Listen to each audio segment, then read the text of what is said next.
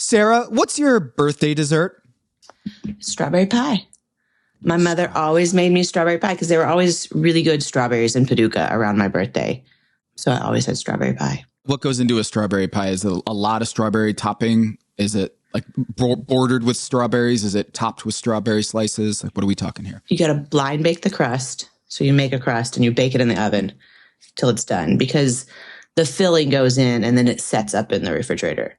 So a lot of strawberry flavored Jell-O, strawberries, cornstarch, sugar, water. That's it. It's not as good as funfetti cake from the box. Oh. Mm-hmm. I do funfetti cake every birthday, and I need to have 2 things of funfetti icing. Icing also? Funfetti all the way? All the way. Yeah. Okay. Yeah. Big funfetti guy. When I was a kid, my mom used to get spice cake from the box, and that was her thing. I didn't quite know what spice cake was, but I think a little bit of it was in this episode. So you know what? We're going to talk about it all.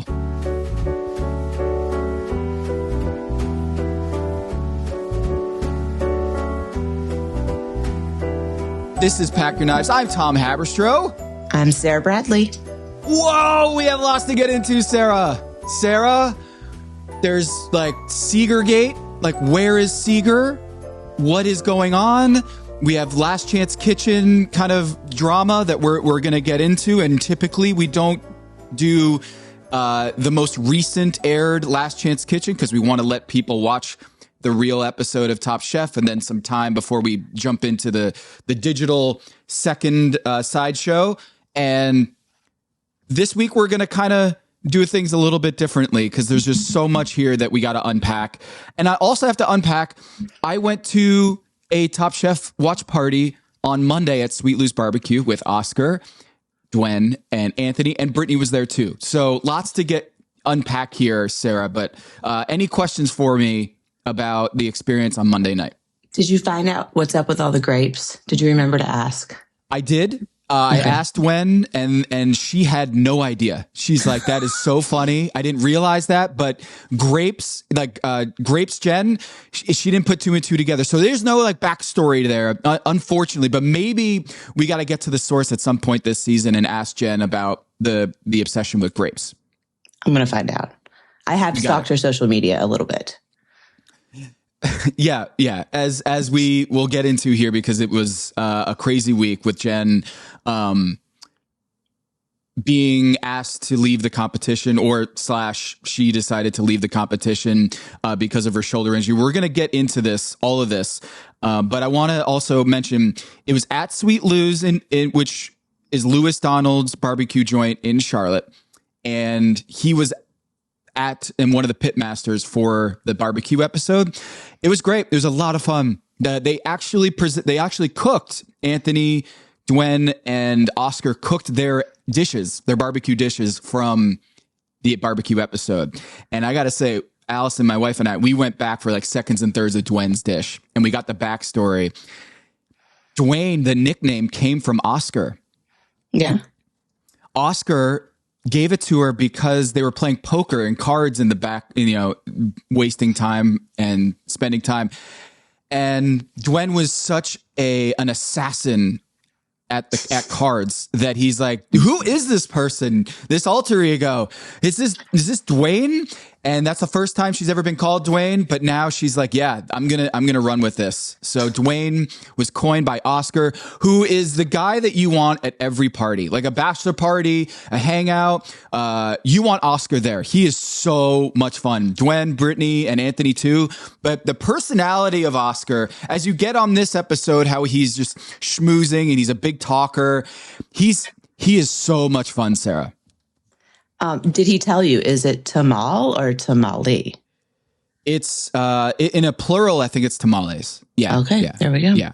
So he cooked the tamal. It was delicious. I had a plate and a half of that. It was great. And he had just come down from Raleigh.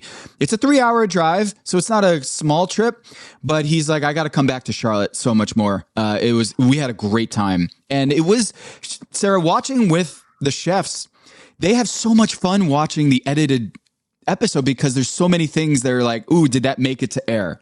You know, like the mango, how do you say mango in Spanish moment from Dwayne, and then asking Oscar, and he's like, it's mango, is a moment where they were secretly hoping didn't make it to the show, because it was just like, how could I not know this?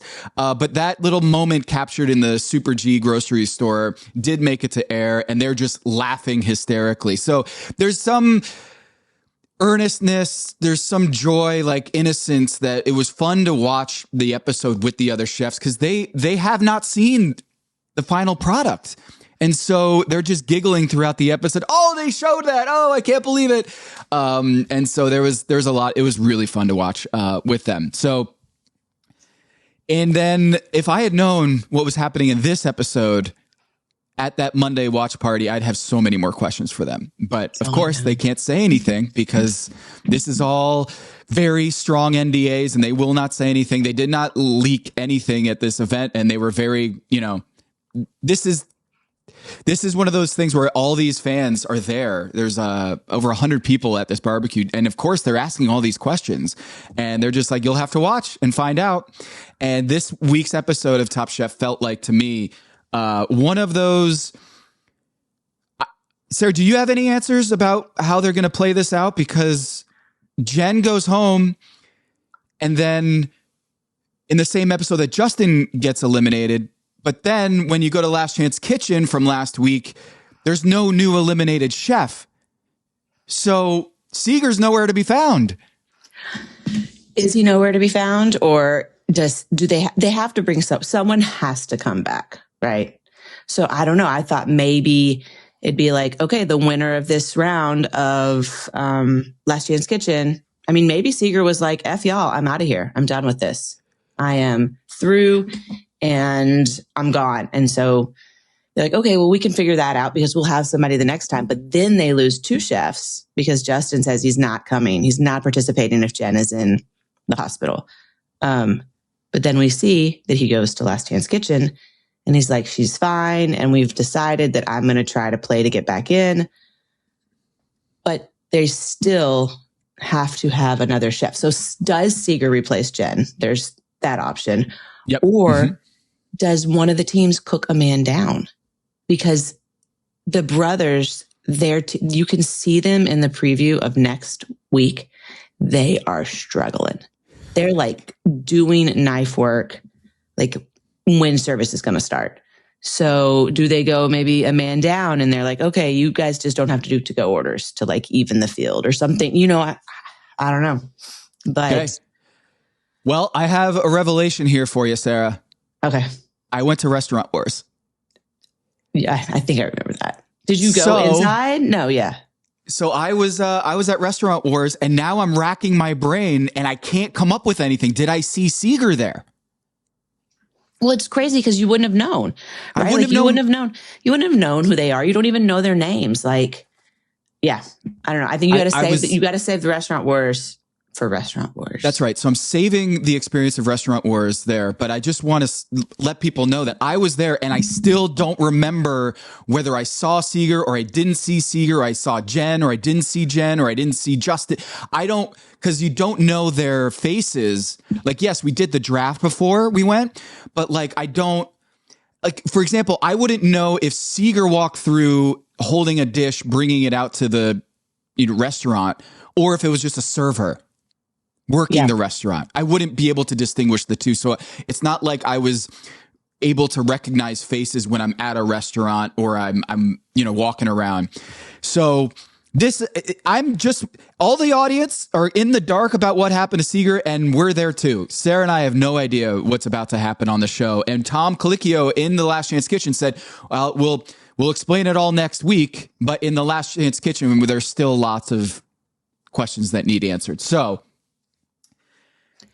of all the episodes of Top Chef that I have watched, which is every single episode that has ever aired, this might have been the craziest one. Like, they finally bring a couple on, and that one of the halves is having like a horrible medical episode, and we don't find out what happens, and she has to leave the competition, and then her partner leaves with her, but we see him come back in LCK. And I mean, it's just like nonstop. It was crazy. I mean, doing a production like Top Chef, there's a lot of structural production scheduling that has to happen that complicates the messaging that makes it to the final air. And so Last Chance Kitchen is going at the same time when it airs, but there's different production schedules when it comes to Last Chance Kitchen. So they have to think about, how are we going to explain this in a few months, and how are we going to like let people know what's actually happening here? And then there's the cliffhangers. We got to figure out how to leave people hanging. And this episode ends with kind of a cliffhanger, is what happens to the teams for Restaurant Wars. And so we don't really get all the answers we need, which is in of itself a good cliffhanger. And like you said, this is one of the craziest episodes. I wouldn't say the strongest episode, but I would say definitely one that has my head spinning more than just about any Top Chef episode we've seen. I will say the one thing about this episode that I distinctly remember from being on the show is that I hated when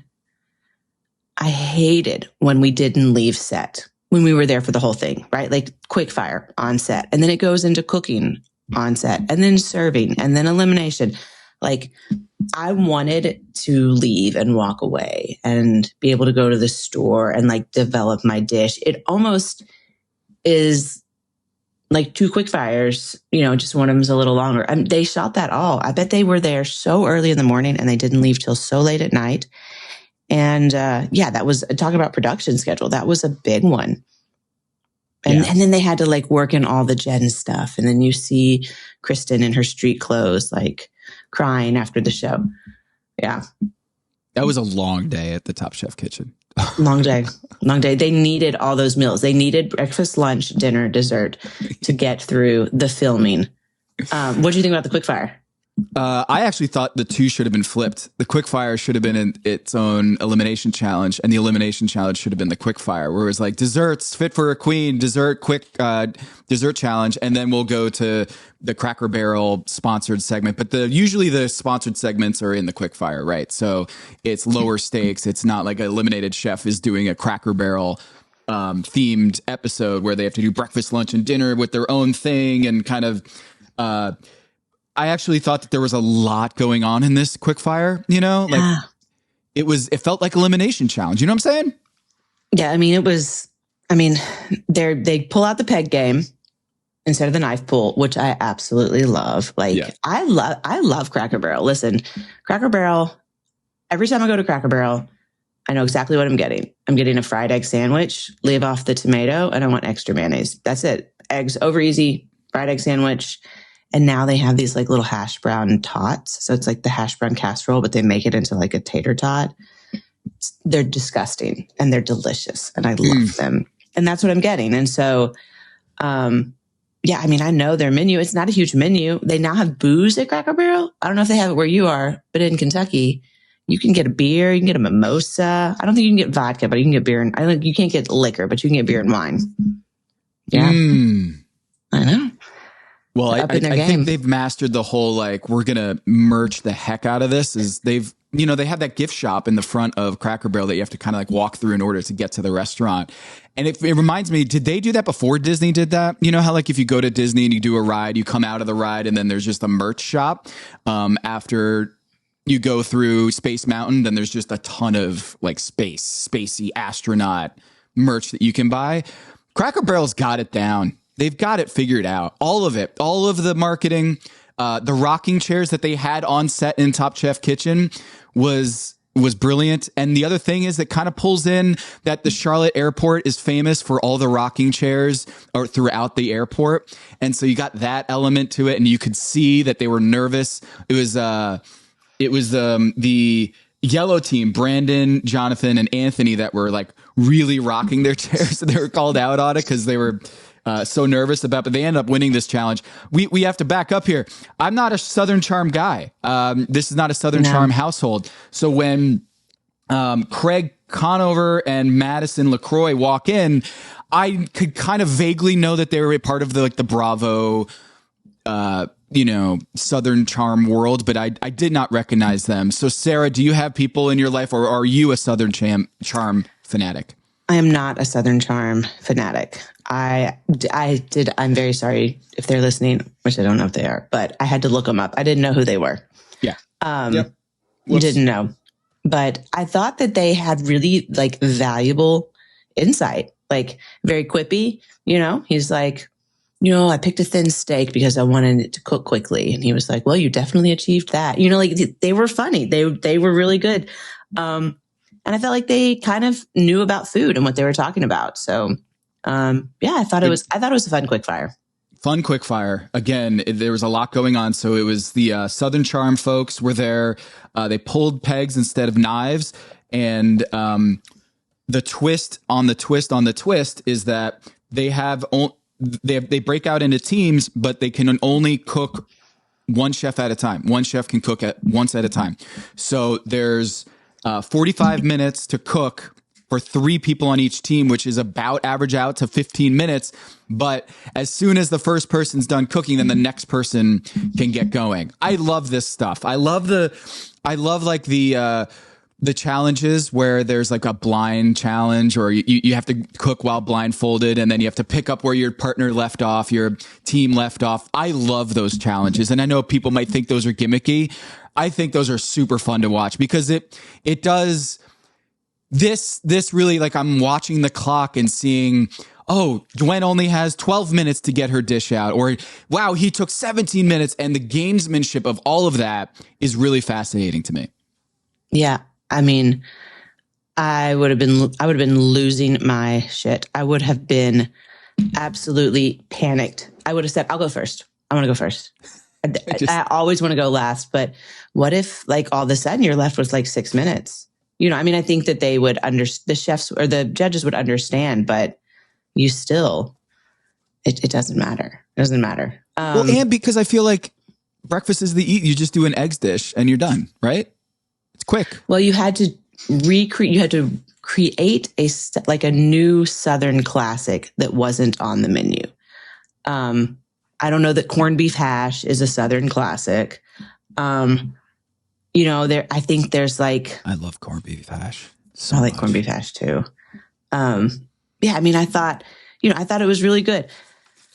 The chicken tender, Lawrence, dude, how long have you been watching the show? Cut the thing open and make sure the chicken is cooked. And it was I probably would have eaten that chicken. I would have been okay with it. It was just a little bit pink. Like, they really roasted him for that.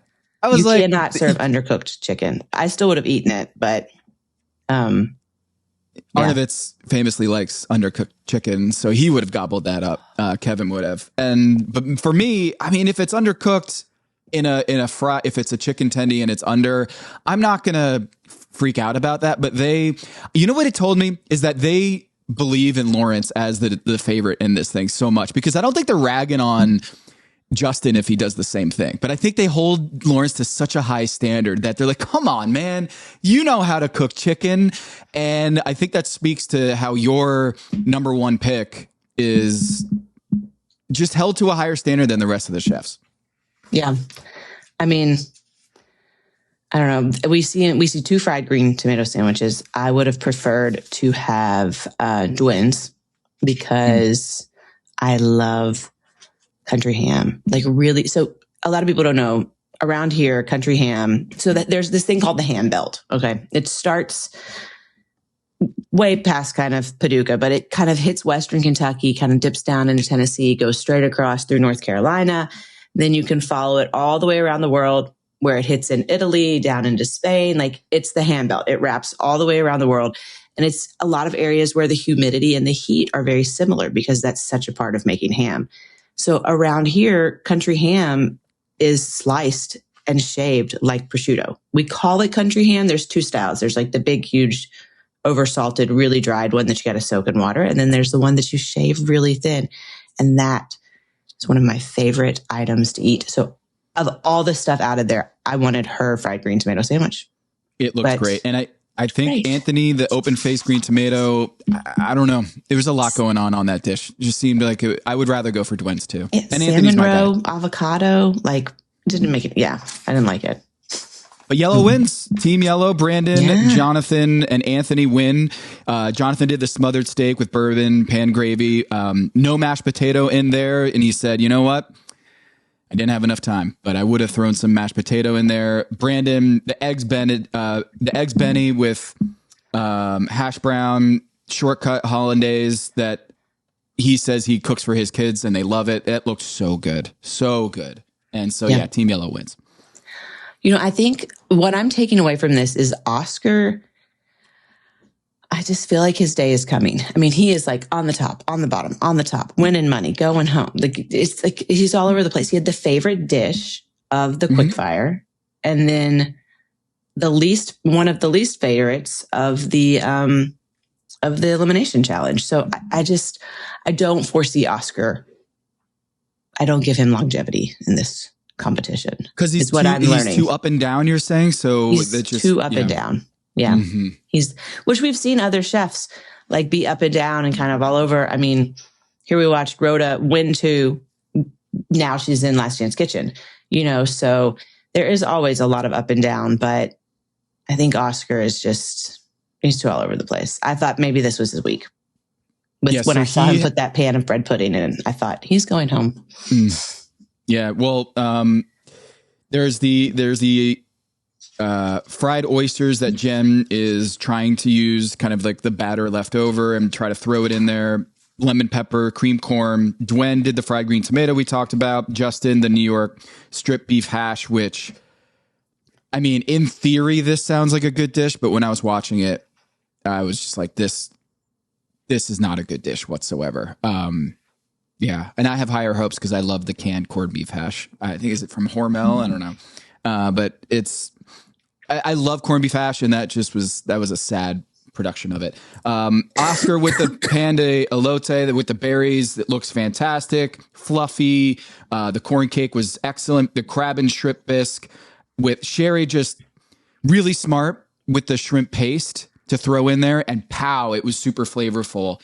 But Lawrence took him down. The fact that you had Sherry and Oscar on the same team, they had to justify why they didn't win it over, because those two may have been like the 2 favorite dishes of the day, and yet Lawrence's undercooked chicken sunk them. Yeah, I mean, they said that that what Oscar's was the favorite dish of the day. I have so many notes. Look at all those damn desserts. Yeah, but I don't know. I think that you can't be. Listen, I've done it. You can't be on a team and win with undercooked protein. Yeah, been there. You know, even Jossie, when he just couldn't cook the lamb long enough. Like it's always a protein. It's going to send you home. So. One last thing before we get to the elimination challenge. I really like the puns of right before, they have to announce who is the winning chef or who is the losing chef. This week was, which team cracked under pressure? And I'm wondering, Sara, was that your favorite one, or could you have come up with a better Cracker Barrel pun? I thought maybe, which team had us over a barrel? Which team had us doing a barrel roll? Didn't work. None of those worked. So when which team cracked under pressure, I felt like was the best one of all the puns that you could come up with. Do you think Tom is in the back writing those? He's got to be. Is he like, here's my crowning moment for the best dad joke? And he like, this is why I'm the executive producer of this show, is just so that I can come up and produce those last lines, the cheesy dad jokes. Which team cracked under pressure? And we go into the dessert challenge, which is Melissa Benoist is a singer, actress, super popular. Again, not in my world. I'm not a Glee Supergirl fan, and yet she has 4 million followers on Instagram. She was delightful. I really liked her. She's a Top Chef super fan. She says she's watched from day one, and you could really feel that with the reviews and how kind of starstruck she was on set, which was really fun to see.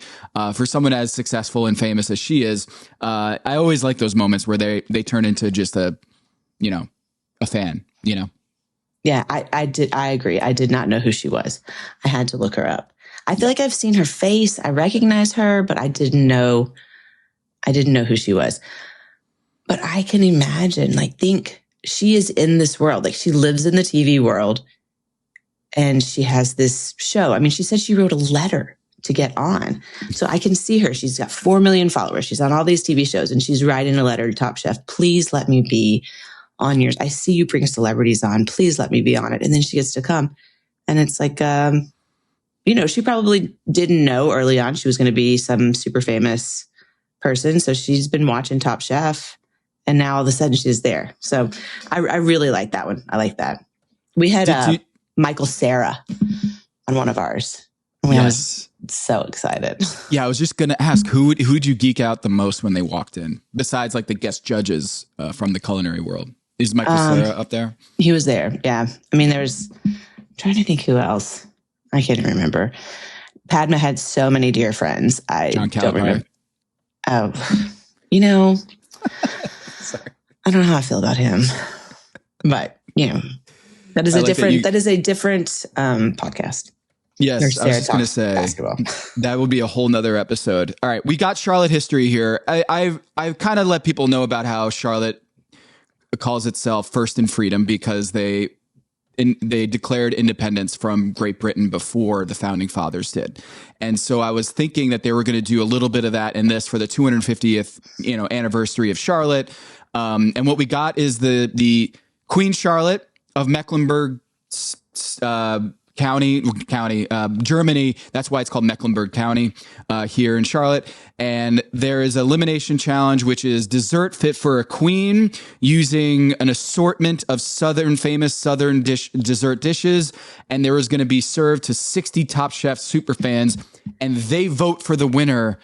And I wasn't totally clear whether they voted for the loser too, and they eliminated the chef, but it turns out that the judges would eliminate the chef. So it wasn't up for a vote.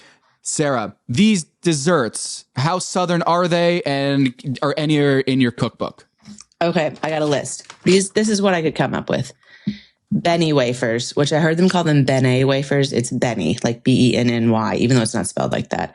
We got coconut cake, apple stack cake, caramel cake, banana pudding, strawberry cake, chocolate chess pie, Atlantic beach pie, hummingbird cake. I'm speculating from the overhead shot that one of those was hummingbird cake, the Sonker, ambrosia, Moravian sugar cake. And then there's 2 baked pies that I can't figure out. One is maybe a sugar pie and one is maybe another chess pie. I can't really tell. I see a pecan pie up there. Mm-hmm. You know what? I have Sonker written twice and there were 16 desserts. So I'm missing one. Well, I counted 16. Which one are you sprinting towards? So my gut instinct tells me to get the chocolate chess pie because I would have done something very, very similar to what Jonathan did. Chocolate chess pie and pudding, those are the same ingredients. It's like, he doesn't, it's not that different. But what I really would have reached for is the apple stack cake. Yeah. That is a very classic dessert where I come from. And my grandmother made it. Can I give you the history of apple stack cake? Please. I would love nothing more. This is the Appalachian, whatever you want to say. People would show up to a wedding. And as they would show up to this wedding, they would bring a layer of cake. They would make a small little layer of cake, and they would bring it. And these weddings would go all day long. And so people would show up, they'd put the cake down, and then they'd smear it with apple butter. Next person shows up, they put the layer down, they smear it with apple butter. It goes and goes and goes. And finally, at the end of the party, they cut the cake. And sometimes if these weddings went on for more than one day or so, it might be day 2 before you cut the apple stack cake. And I actually prefer my apple stack cake on like day 3 or 4 when it's really been sitting around. But yeah, the bigger your cake was, the more kind of affluent because you had more people at your wedding. So that is the history. And I am very sorry to the culinary team on Top Chef, but that was the worst apple stack cake I have ever seen in my entire life. It was so blonde. We make it with like spiced cake and like it has sorghum in it and stuff. And that was like the blondest, most vanilla looking apple stack cake I have ever seen. but that's what I would have gone for. I would have reached the one that was on the yeah, not Anthony's, the one that was on the table. A poor representation of a good apple stack cake. Yeah, and it was like 4 layers. Like, that's not a wedding cake. That's like a funfetti box cake. No, I'm just joking. Yeah, that's so good. I mean, it's my Cheetos, or it's the thing that is not the most culinary gourmet thing, but I can't get enough of it. Do you love the batter? Do you like the batter of a cake more or do you like the cooked cake itself? I am the guy who goes straight for the brownie mix and just inhales brownie mix, and I want that gooey brownie.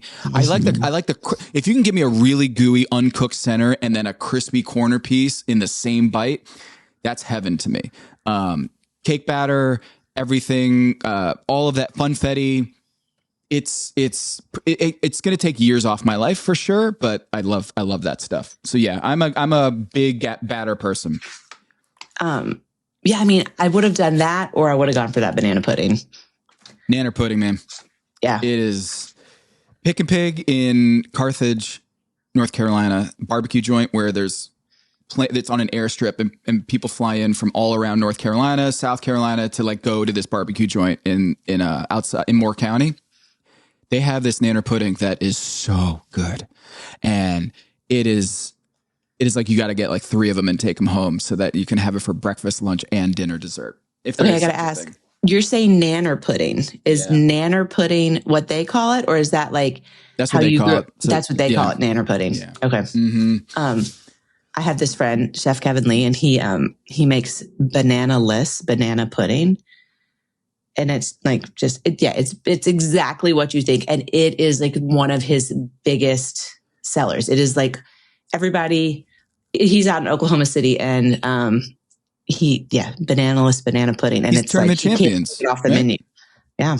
But wait, so banana-less banana pudding, is it artificial banana is what we're talking? No, there's just no bananas in it. It's like it's got the vanilla wafers, it's got the it's got the pudding, it's got the whipped cream, it's got all the stuff just without bananas. I like that. Yeah. And but it's delicious. It's absolutely delicious. It just doesn't have bananas in it.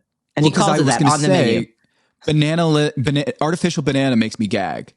So like there's a Skittles tropical Skittles thing that I remember at the YMCA after basketball practice. Everyone would go get like their $1 and go put it in the vending machine, and they would always get the tropical Skittles with the one with the banana Skittle in it. Disgusting. And ever since then, it's artificial cherries and artificial banana. So the real thing that's why I asked whether this is an artificial banana flavoring, which is why it's a banana-less banana pudding. So I'm glad that Kevin does not do that, because it wouldn't stay down. We see a lot of banana in this episode, even from Dwayne, but my favorite banana candy is Banana Laffy Taffy. No, see, I like to hold the Laffy Taffy in my hand for just a little bit before I actually eat it. So it's kind of warm, like inside the wrapper, you kind of rub it around in your hands. It gets a little soft, and then you can really like stretch it. I would do I thought for some reason I was being so cool. I would pull the taffy. Like I was making my own saltwater taffy like as a child. And I love that shit. Oh my God. Banana Laffy Taffy Laffy Taffy. Bottom of the barrel. That's insane. It's insane. Yeah. Wait, do you also, when you get Airheads, do you smack it and create a ball? This is what I used to do. I think you told me about that. Someone recently told me about that, and I'd never done it, and I did it, and that takes a while. You're like, yeah. So here's, I don't think I've told you this. So someone else does this too. I guess this is a thing. So you get Airheads, and the wrapper, you just kind of hit it on your thigh or your forearm or your hand enough that all of that, gumminess gets into like a hard rock at the end of it. And so you can put it into your mouth and just chew on it or suck on it for like hours. So it's a very dense Airhead. I feel like somewhere in your life, you were a heavy tobacco user because you're like, I want big league chew. You're like, I want a big hard ball that I can just like put, and you're like talking about putting beef jerky dip in your lip for the drive home. Like, I'm just wondering if like, I went to Winston-Salem for college. Like the tobacco, isn't this crazy? All of these things suggest that I am like a chain smoker, like big time tobacco user. And I've never smoked cigarettes in my life. So like, it's like I'm getting it from all these different sources, and maybe in like maybe the Tim to the Dwayne, I was just like a tobacco fiend, right? Because this doesn't make any sense. Why I'm like constantly doing all these like fake tobacco products. Anyway, Atlanta Beach Pie. That just seems like to me key lime pie. Is it not? I think so. I think it seems like key lime pie. Tom loved that would have been a great one. Yuzu heavy. It would have been one of your top picks if you were going to go. I don't think it would have been my top. It was definitely one that you could duplicate or replicate. It didn't look like it was a regular crust. It looked like it was either like a pretzel or a graham cracker crust. So that definitely easy to make. I think that strawberry cake would have been an easy one. Benny wafers was hard because what are you going to do with that? So if you don't know what Benny is just like kind of an heirloom variety of a sesame seed. They're a lot smaller. They have a much nuttier flavor, and you just mix them with sugar, and there's usually like we like to put a little vinegar in ours. But anyway, you make this really thin, crispy cracker that you could have gone anywhere with that. Mm-hmm. And you could have used sesame in so many ways. So maybe actually Benny wafers would have been smart because you would have had access to tahini, toasted sesame oil, like all of these different types of sesame. It could have been a fun one. Mm-hmm. You could put whatever you wanted in there. Then whatever. I noticed Anthony, Lawrence, and Jennifer. Obviously, Jennifer with her shoulder injury, she's not sprinting to the dessert cake table. Lawrence doesn't, and Anthony doesn't either. And the interesting thing is Lawrence and Anthony, and I would say Jen had one of the top dishes. They got in the top 3. So it's almost like Sara, the ones who sprinted and really wanted to go get a certain dish, there's almost some strategy involved of just like, all right, rather than pigeonholing myself into one vision, maybe I just hang back and look at the resulting 8 dishes and choose the one that I like best because they hung back. That's a strategy. I do not think that the judges thought Anthony had the winning dish. They very specifically said to him, they said that he was in their top 3 also. Said, you were a top choice of ours. I don't think it was. I really think that they liked Brandon's the most. They not a negative comment. They were really into it. I thought Brandon's was the most interesting. It looked great. It had, like the Sabayon he made looked perfect. Everything about it looked really good. I don't think that the judges would have chosen Anthony. And so I don't actually love that they let the super fans pick. Sorry, super fans. But we saw how much, like we saw last time when they let like the pitmasters have a vote, like they didn't always line up with the judges. And so I would have liked to seen what the judges also had to say. Are you like me? I feel like this is top Sabayon this year. Oh God, they just love it. It's been on every freaking episode is someone doing a Sabayon, and at every I think there was a couple in this episode too. Is this like Sabayon had a like big Sabayon, like something like when avocado just hit and everyone had to do avocado toast? It's everywhere in this season, and it's not top scallop; it's top Sabayon now. I mean, you are correct. They're making mustard Sabayon. Like I think Justin did that, right? Mustard Sabayon with his hash. Yeah, there have been a lot of them. They are an easy sauce to make, and it sounds to make quickly. They are pretty stable. Doesn't she make a dulce de leche Sabayon too? Mm-hmm. Isn't that what Dwayne makes? Yeah. I mean, yeah, it's everywhere. They're stable. They're pretty stable. They're easy to make. They Yeah. That you are correct. It's everywhere. Sabayon. Yeah, it's everywhere. And but I will say, Brandon, I have in my notes that he's going to win this episode based on the judges' reactions. Top 3 goes Lawrence, Anthony, and Sherry, and Anthony wins by a single vote. And it was voted on by the guests. Sherry, they thought was a little undercooked, but the guests love it. And maracujá, in Brazil, passion fruit, we would have it all the time when I lived there. And so it was a great use of the fruit, sonker, twist. Justin, the ambrosia, this from the get-go, it felt like to me a big miss by Justin. If you're going on Top Chef, learn how to use a liquid nitrogen tank. Learn how to do liquid nitrogen because at some point you're going to need it. And it just looked like he didn't know his way around a liquid nitrogen, which, yikes. Okay, so this is my favorite Justin moment of the episode. We get a lot of Justin. They're like, oh, the producer's like, do you like sweets? And he's like, I love desserts. And they're like, really? He's like, no. And then he says, growing up in my family, there wasn't a lot of sugar. It was a lot of healthy eating. So we didn't have a lot of desserts. And they cut to a literal picture of him as a child. And he has a plate of fried food as big as his head. And he's like talking about how he grew up like eating healthy food. And I can't tell what it is. It looks like it's like a fried fish platter.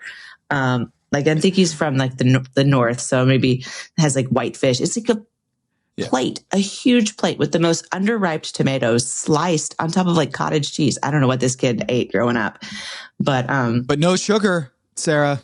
Yeah, can't have that. But give me all of the fried foods. Yeah, I know. I also noticed in his dish. So it was a cherry granita, roasted pineapple, brown butter walnuts, raspberry, whipped cream.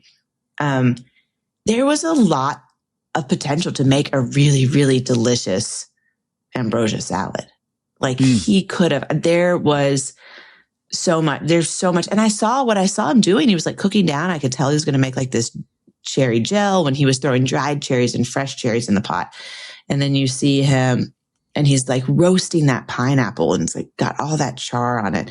It did appear that he had bagged marshmallows in his dish, which I know is a part of ambrosia salad, but I saw like little bitty baby marshmallows, mini marshmallows. I don't know if I would have gone there. I probably would have made like a marshmallow fluff and like piped it on top and torched it or something. But it's just too cold. It's too cold. Everything was freezing. I don't know if you've eaten stuff that is frozen with liquid nitrogen, but it hurts. It's like, it's really cold. And I think that Gail makes a really smart point. She says, when things are this cold, you just can't taste them. So if you're home and you're cooking and let's say you're going to make a cold soup, whatever. So you make in the soup and it's hot and you taste it and you're like, oh, it's seasoned perfectly. I like the salt. I like the acid. I like the sweetness. And you put it in the fridge to like serve to your guests later on, the gazpacho or I guess you wouldn't cook gazpacho, whatever you're making. Mm-hmm. It will not be as seasoned when it's cold. So taste buds in your mouth, those things can contract, so you can't taste food as well when it is cold. That's why if you leave your ice cream out on the counter for like 5 minutes, it always tastes better because it's not as cold. Mm-hmm. So he just, I bet it just tasted like nothingness because he's literally going from liquid nitrogen onto the plate and serving it to the judges. As soon as he was like, I don't know how do I do this? And I think, was it Sherry or Dwayne gave him the tutorial on how to do the liquid nitrogen? Yeah. Dwayne. Dwayne. It was Dwayne. And I was like, oh, but he's going home. There's no way. There's no way. Liquid nitrogen, also, it's one of those myths, and maybe Carly can back me up. It just feels like when someone doesn't know how to do liquid nitrogen and they have to do liquid nitrogen, it just feels like you're automatically eliminated. With the same thing with a pressure cooker. As soon as someone gets out a pressure cooker and it's like, how do I work this? Always ends poorly on Top Chef. I thought we were going to see Oscar. I thought, well, I felt very strongly about Justin as well. But we see Oscar. Okay, so Oscar he got the Moravian sugar cake, and then he does this capiotata type thing. So number one, he puts all of the breads in there. He's got like baguettes and brioche and slider buns.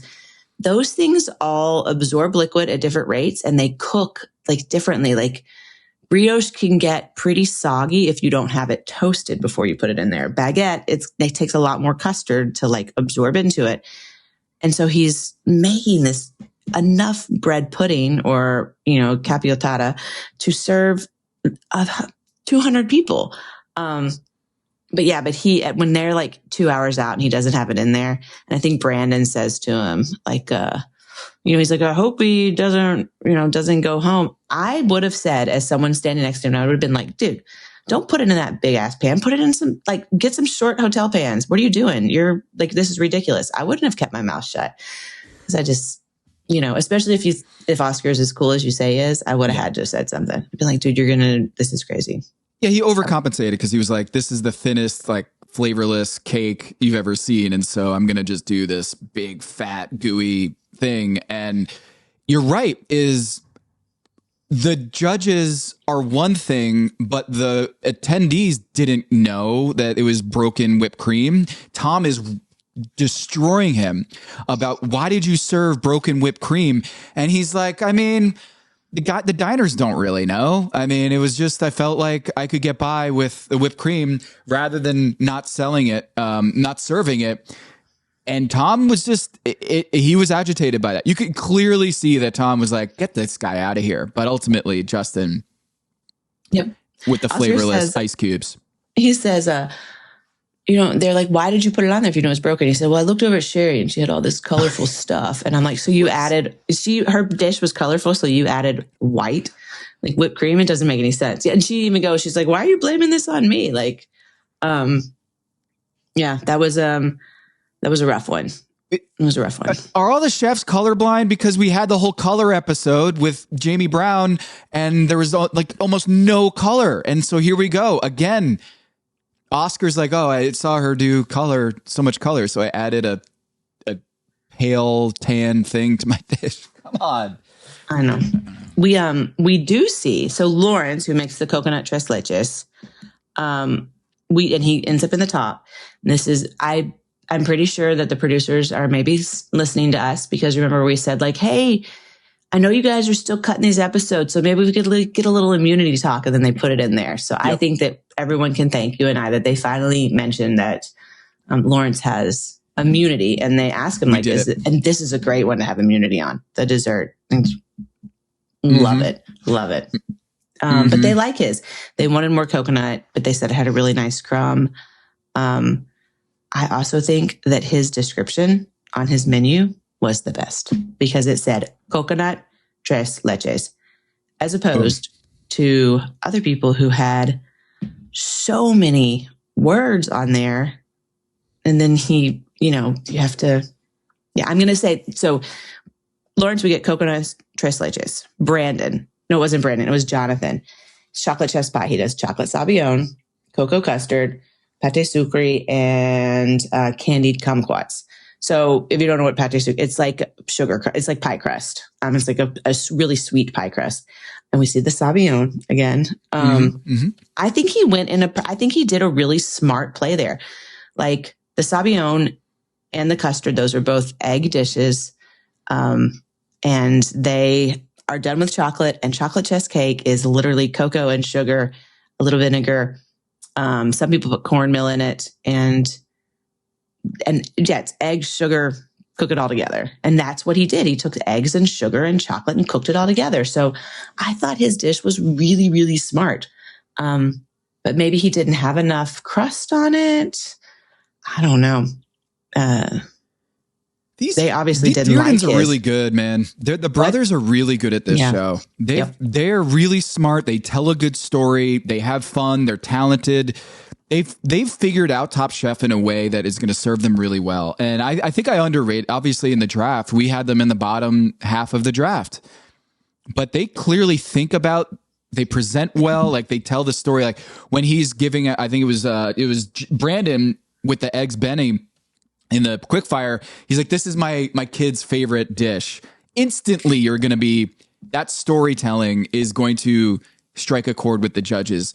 It's just they have an ability to cook within the parameters of the show, tell a story, and that goes a really long way in this competition. And Lawrence is the same thing. He's always got a good story with his dish.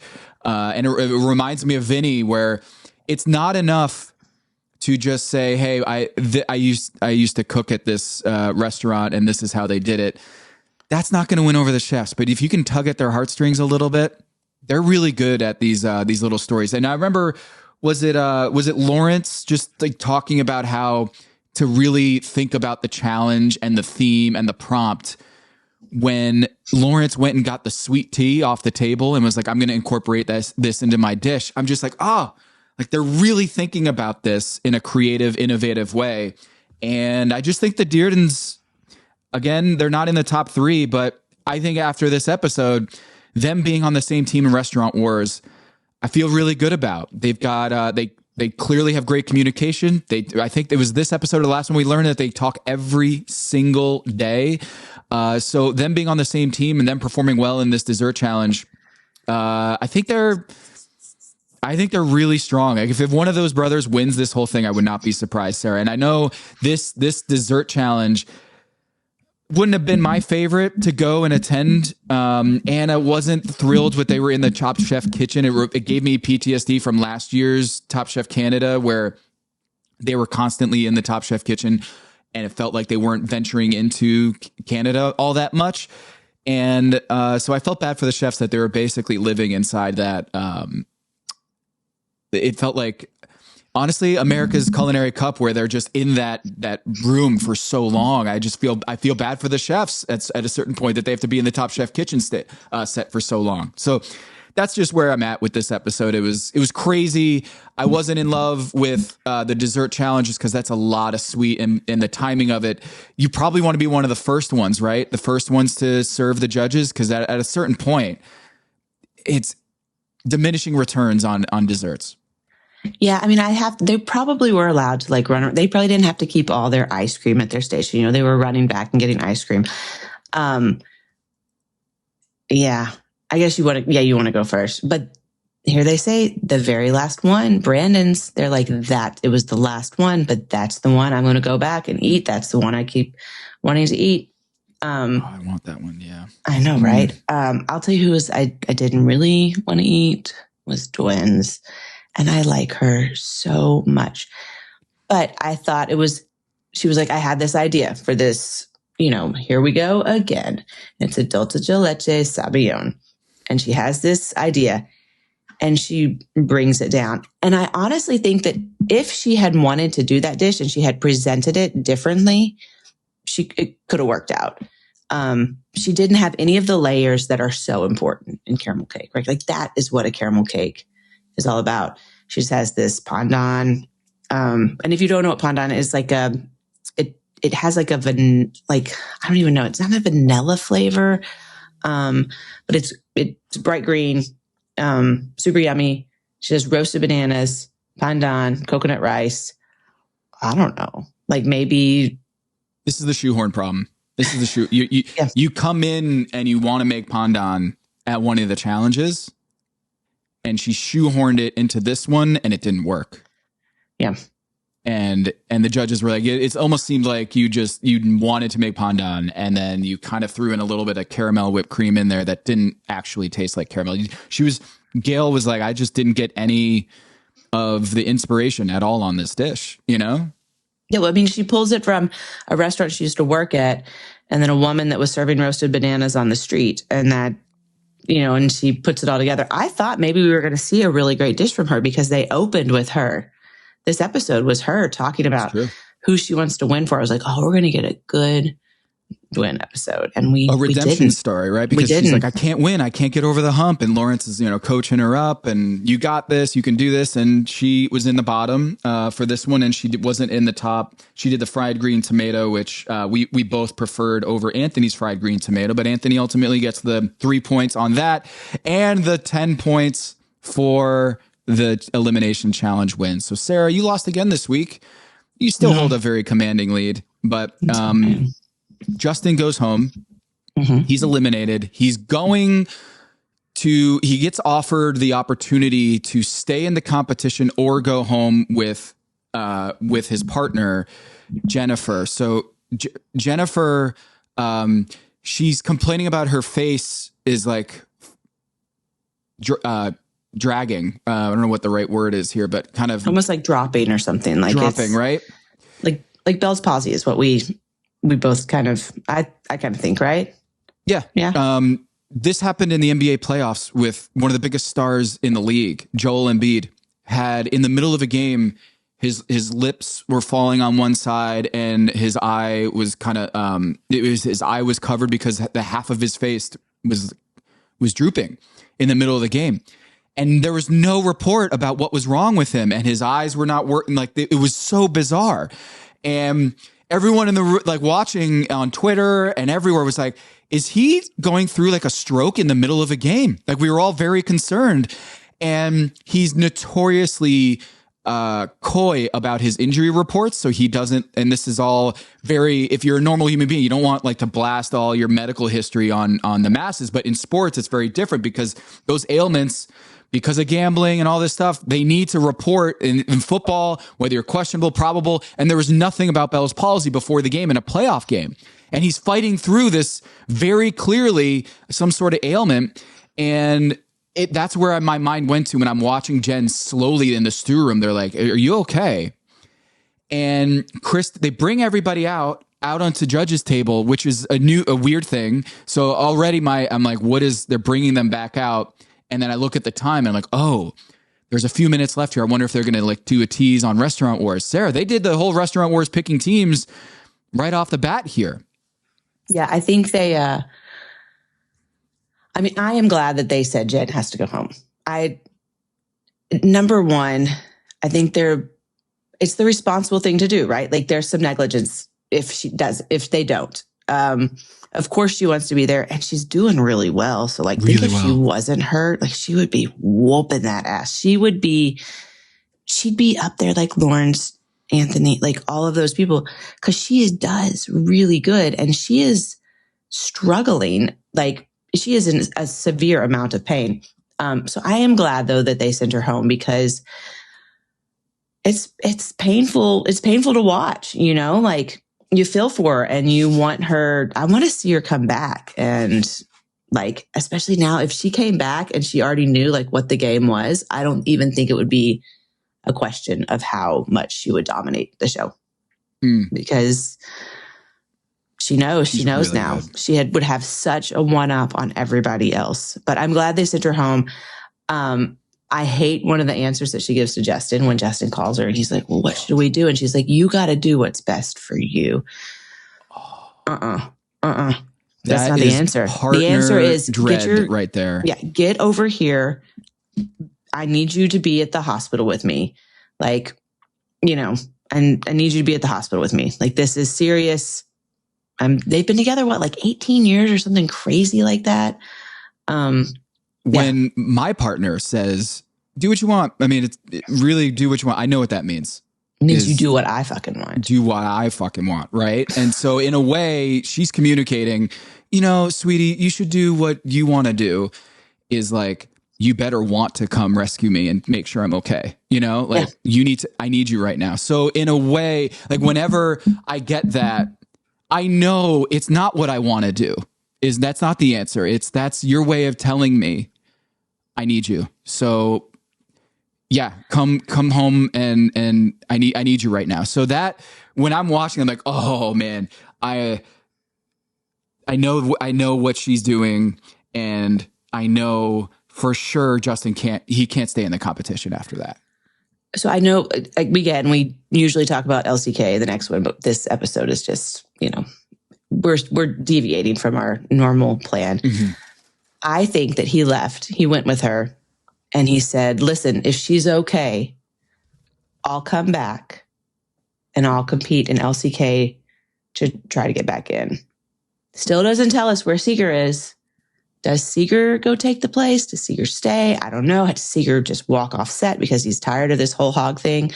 But yeah, I think he probably left, made sure she was okay, and then said, I'll come back. And I want to come back. She's good. So and I've been looking at her social media. She looks good and healthy. So I don't know what happened, but she was at the premiere. There was no visible ailments. Like, she wasn't in a sling or anything like that. But I, of course, didn't know any of this was going on before the season premiere. So I'm watching it.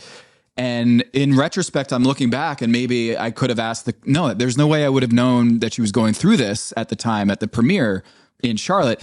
So, okay. So I'm watching, as we always do, I'm watching Last Chance Kitchen a week later.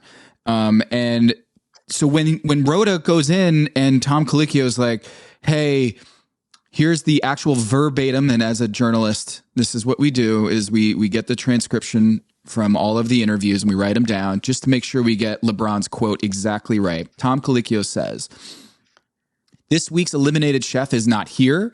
Something really unusual happened during the competition, so there's no chef walking through this door right now. It'll all be explained next week, so all I can say is that tonight's Last Chance Kitchen will do something that's never happened before. Whoa. Okay. So they've got to throw an audible here. They've got to figure out a way to bring some stakes that there's no eliminated chef, but also Rhoda, you're not like skating through. So they get $5,000 Wells Fargo cash because that's 2% of the overall prize. And what was so funny is when they have all these weird, they show a video of all the in the grocery store, the teams are picking. They're given the chance to pick like 3 or 5 ingredients. But we won't explain how they're going to be used, but you get to pick them. And they're all thinking that this is going to be ingredients that the other team has to use. So they have all these crazy duck head. There is shrimp and crab boil, which, man, does not sound pleasant to eat. They had fried fish with peanuts, coriander, all sorts of weird stuff in there. And the the teams didn't actually have to use those. It was actually for Last Chance Kitchen. And then Tom has to, for whatever reason, add 2 more of his choosing. And I got a lot of vibes of like, this is a Bizarre Foods chopped competition I do not want to watch. It was just too much. It was too much. In 20 minutes? Agree. Are you kidding me? That's what you get. I've done chopped quite a few times. And you get the first round. I think you get 20 or 25 minutes. Like, it's not a lot. And also like the duck heads, like, come on. What I was thinking though, the whole time I'm watching this, and then when they show the other chefs are using them, if I was still on the show, I would constantly be thinking like, oh fuck, are they going to bring out these duck heads now? Are they going to bring out this like fried fish with peanuts? Like, what is happening? Why did they have me buy these ingredients? Like, where are they? What have I done to myself? That is what I would be thinking the whole time. So I guess you just throw the duck heads in a stock and try to extract some flavor out of that. Cause it just, oh my God. And poor Brittany had to use the shrimp and crab and shrimp boil, which apparently is like fire hot, spicy, super bitter, salty, and just not, I don't know. Wasn't my favorite, but they had to call an audible, and I just think they overdid it. And Rhoda had the sweetener of like, if she wins, she gets to actually choose the challenge, but she doesn't win. Nana wins with the fried fish with peanuts, coriander, fried green tomato salad. That was really good. She gets $5,000, which is, a nice little thing for her. But that whole episode I could have done without. And I know they could have done without because they would rather have a true competition. My favorite thing though was when Tom was like, well, she's going to need some competition. And Nana gets up and starts walking over and she's like, Brittany, you too. And she's like, wait, me too? I got to cook too? I thought I was done. I'm good. I'm over here. I don't want to have to cook again. For what? Oh, 5,000. Okay. But Brittany was just like, am I cooking again? I'm sorry. So I'm with her. I was just like, oh, this just seems like they have to make up things on the fly. And we don't get an answer of why there is no person coming back to Last Chance Kitchen. Because Seeger, I didn't watch the entire episode, but I watched enough that we could talk about the fact that Seeger wasn't in the next Last Chance Kitchen. And it did cut to like a little montage that Justin 2 days later decides to come to Last Chance Kitchen. So like your theory is, he checked in on Jennifer.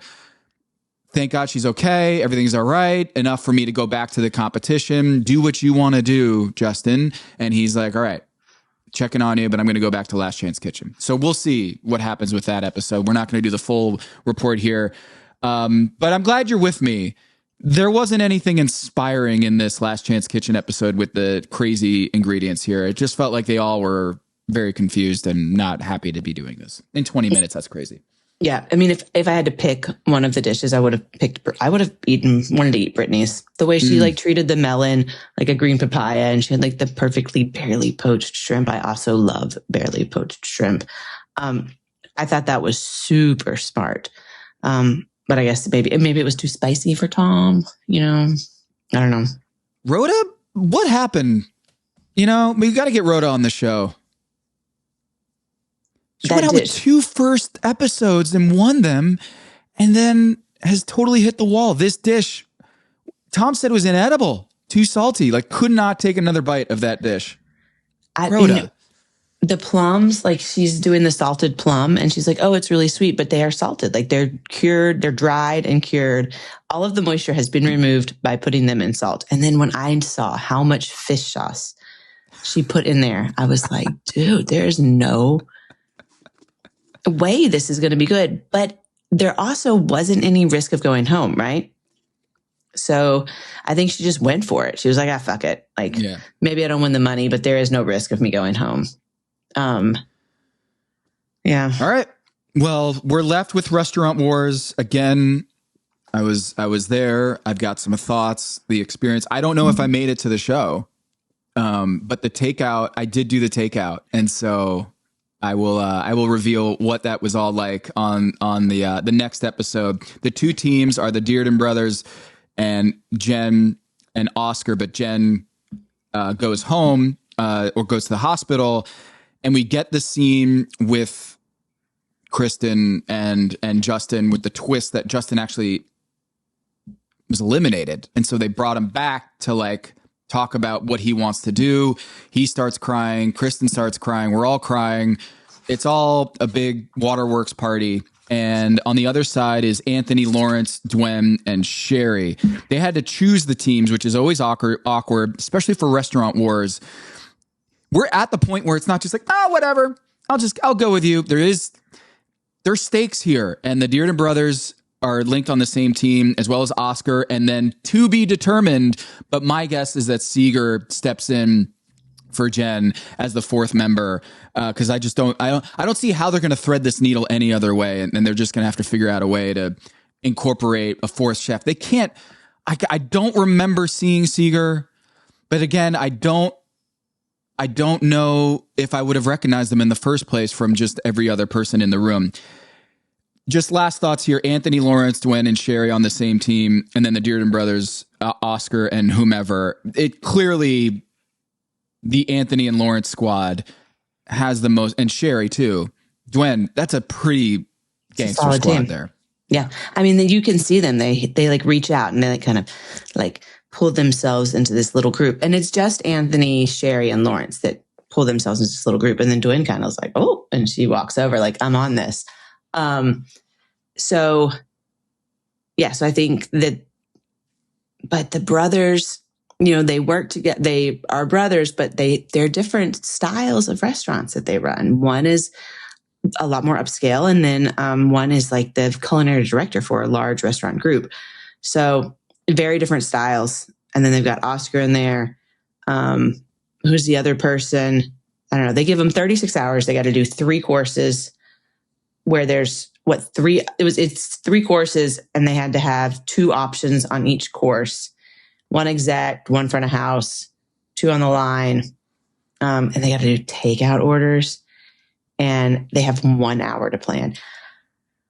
I tell you what, I did not do a single takeout order at my restaurant. We have been open 11 years. I did not do a single takeout order at my restaurant until COVID. Didn't do them. The answer was no. I didn't care. If you were eating in the restaurant and you wanted to get something to like take home with you, different. But we didn't do it because I just don't, I don't feel like my food is food that is meant to travel. Like I don't want you to get your French fries home and be like, oh, these French fries are just not that crispy, or like they kind of are soggy. Well, I wouldn't let people take out French fries shit. if I had it on the menu. Yeah. Yeah. I'd be like, no shit. And like, or people will try to order stuff, and we have a lot of things that are like baked in vessels or prepared in vessels. And so You can never get those to go.